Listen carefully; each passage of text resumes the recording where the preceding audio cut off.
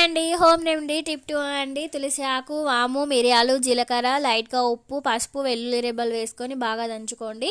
Tip 1లో packet వాము వేసుకున్నానండి.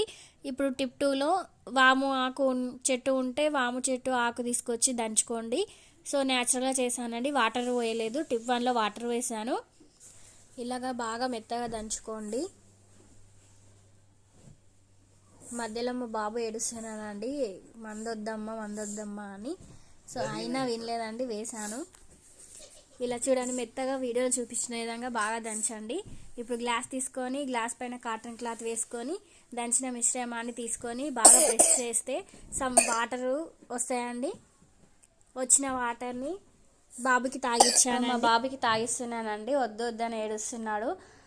So మీ ఇంట్లో కూడా మీ పిల్లలు ఉంటే ఇలా ట్రై చేసి చూడండి, చాలా బాగా పనిచేస్తుందండి. థ్యాంక్